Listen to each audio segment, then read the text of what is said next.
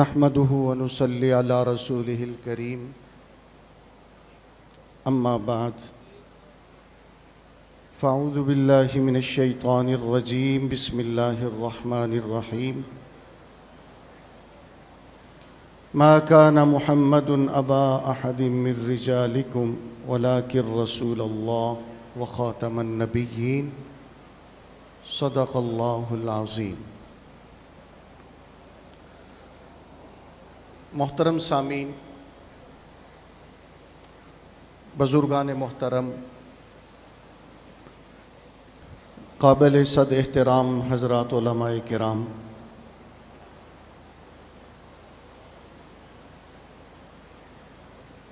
مجھے 10 منٹ کا وقت دیا گیا ہے، پابندی کی پوری کوشش کروں گا۔ آپ سب حضرات میری طرف توجہ رکھیں۔ یہ کانفرنس، یہ اجلاس اس لیے منعقد کیے جاتے ہیں تاکہ مسلمانوں میں، نوجوانوں کے اندر شعور پیدا ہو کہ ہم اسلام کو سیکھیں، سمجھیں اور اسلام کے مخالف جتنی بھی قوتیں ہیں، بالخصوص قادیانیت، اس کی پوری معلومات رکھیں۔ حضرات اس طرف توجہ رکھیں جی، مہربانی۔ اگر توجہ نہیں رکھیں گے معذرت چاہوں گا، اپنا وقت دوسرے خطیب کو دے دوں گا۔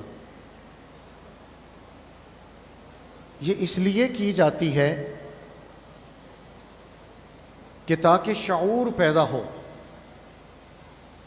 اور جو شعور پیدا ہوگا وہ اس طرح نہیں کہ سال کے بعد آئے، کانفرنس سنی اور چلے گئے۔ آپ پر لازم ہے اس کانفرنس کے بعد اپنے امام، خطیب، جو آپ کے علاقے کے بڑا عالم ہے، اس سے رابطہ کر کے قادیانیت سے متعلق مکمل آگاہی حاصل کریں۔ آج مسلمان نوجوان میں اس بات کی کمی ہے۔ ایک بات عرض کروں، شاید آپ کو بری لگے، قادیانی اپنے معاملے میں، اپنے مذہب کے بارے میں مکمل معلومات رکھتا ہے، لیکن مسلمان نوجوان اپنے دین کے بارے میں معلومات نہیں رکھتا۔ یہاں تک نوجوانوں کو ہم نے دیکھا ہے سوال کرتے ہیں کہ قادیانی کیوں کافر ہے؟ نماز پڑھتا ہے، پگڑی باندھتا ہے، فلاں کام کرتا ہے۔ میری طرف توجہ۔ شدرے والے اتنے بے توجہ لوگ نہیں جتنے آپ کو میں دیکھ رہا ہوں۔ میری طرف توجہ رکھیں، صرف ایک بات میں نے سمجھانی ہے۔ ایک آدمی کہیں منگنی کرتا ہے، اس کے بعد بارات لے کے جاتا ہے، ہال میں جاتے ہیں، لوگ کھانا کھاتے ہیں، واپس آ کر ولیمہ کرتا ہے،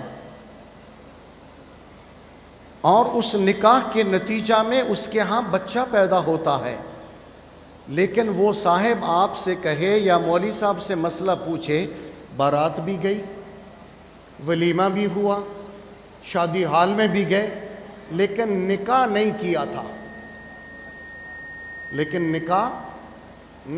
تھا، تو کیا کہو گے یہ بچہ حلال ہے یا حرام ہے؟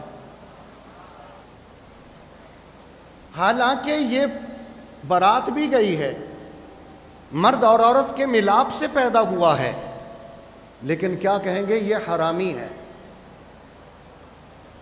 شاید آپ بات نہیں سمجھے، میں نے اشارہ کیا۔ عام مسلمان کہتا ہے جی قادیانی نماز پڑھتا ہے، ان کی مسجد ہے، فلاں ہے فلاں، وہ کافر کیوں ہیں؟ وہ کلمہ پڑھتے ہیں،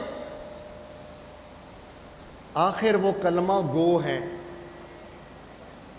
شیخ القرآن حضرت مولانا غلام اللہ خان صاحب رحمہ اللہ فرمایا کرتے تھے، جب کوئی کہتا جی آخر کلمہ گو ہیں، وہ کہتے اگر اول کلمہ گو ہوں تب بھی بے ایمان کافر ہے۔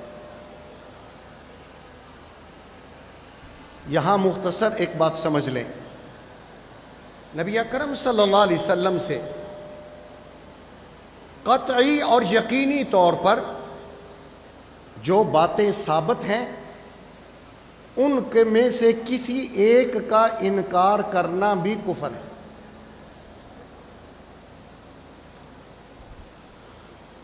شاید آپ حیران ہوں، مسلمان ہونے کے لیے کئی چیزوں کو ماننا ضروری ہے، اور کفر کے لیے کسی ایک چیز کا بھی انکار کرو گے کافر بن جاؤ۔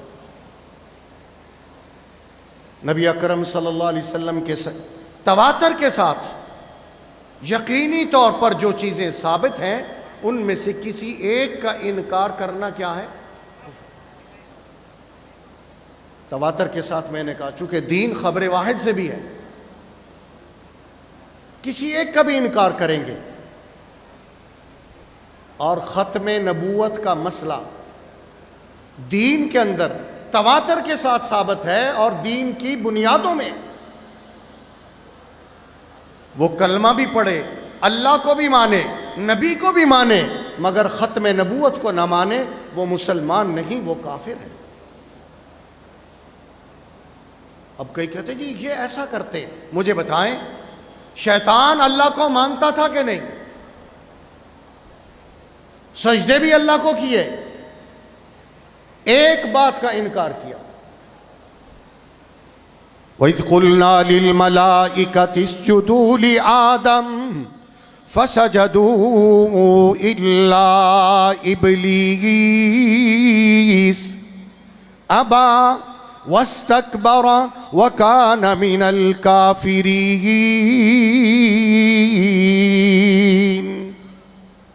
ترجمہ آپ سب جانتے، ایک بات کا انکار کیا، رب کا ماننے والا تھا، الوہیت کا اقرار کرنے والا، وحدانیت کا اقرار کرنے والا۔ تو ختم نبوت کا مسئلہ تواتر کے ساتھ ہے، ثابت ہے۔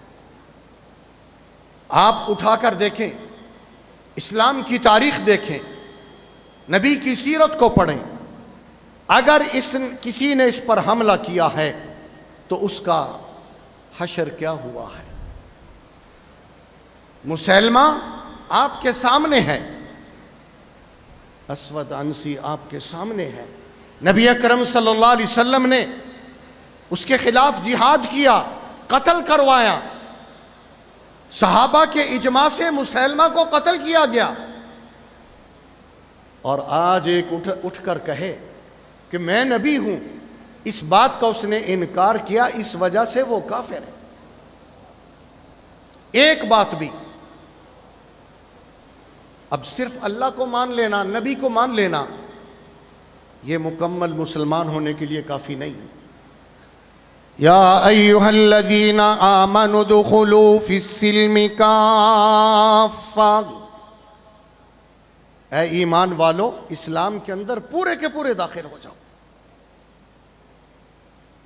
فلا وربک لا یؤمنون حتی یحکموک فیما شجر بینہم ثم لا يجدوا في أنفسهم حرجا مما قضيت ويسلموا تسليما۔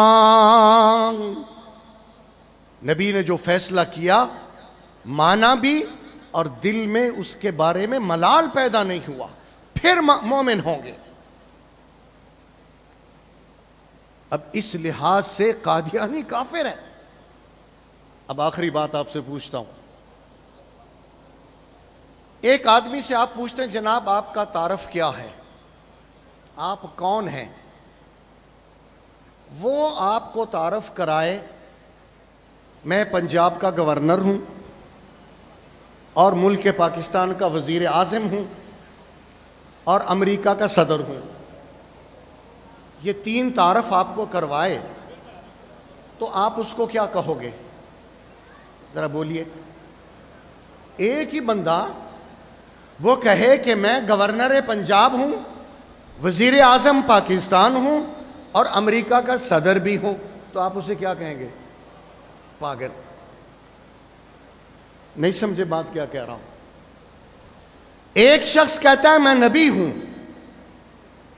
میں مہدی ہوں، میں عیسیٰ ہوں، میں موسیٰ ہوں، میں کرسچن ہوں. کیا ایک آدمی ساری چیزیں ہو سکتا؟ یہ وہی شخصیت ہے جس کو قادیانی کہا جاتا ہے، اپنے تعارف میں یہ ساری چیزیں بیان کر رہا ہے. یہ ازداد کیسے جمع ہوگی؟ اب کوئی آدمی کہے کہ جی میں قائد اعظم کو بھی ماننے والا ہوں، پنڈت نہرو کو بھی مانتا ہوں، اور میں ابو بکر بھی ہوں، اور میں ابو جہل بھی ہوں، میں ذوالقرنین بھی ہوں، میں نمرود بھی ہوں، تو اسے کیا کہو گے؟ تین باتیں ہو گئی.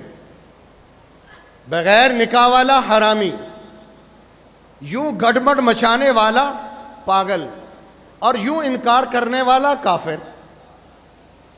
تو یہ تینوں خصوصیات جناب میں جمع ہے. اس لحاظ سے تینوں خصوصیات جمع ہیں. نبی اکرم صلی اللہ علیہ وسلم 2 منٹ اوپر ہوئے، صرف 1.5 منٹ اور ہے. خاتم النبیین ہے، آپ کے بعد کوئی نبی نہیں ہے. آپ نے ایک حدیث سنی ہوگی، نبی اکرم، آخری بات ہے توجہ سے سنیں، نبی اکرم صلی اللہ علیہ وسلم نے فرمایا انا والساعۃ کہاتین، میں اور قیامت اس طریقے پر ہے. اب اس کی اکثر تفسیر یہ کی گئی کہ میں آخری زمانے میں آیا ہوں، میرے بعد اب قیامت ہے، پچھلا زمانہ بہت دور اور بر لمبا ہے. لیکن محدثین نے لکھا ہے اس میں ایک اور بھی اشارہ ہے. انا والساعۃ کہاتین، میرے اور قیامت کے درمیان اور کوئی نبی نہیں ہے. جیسے یہ دو آپس میں انگلیاں ہیں، ان میں کوئی تیسری انگلی نہیں، اسی طرح انا والساعۃ کہاتین، میرے اور قیامت کے درمیان میں کوئی اور نبی بھی نہیں ہے. اللہ تعالی عمل کی توفیق عطا فرمائے. وآخر دعوانا ان الحمد للہ رب العالمین.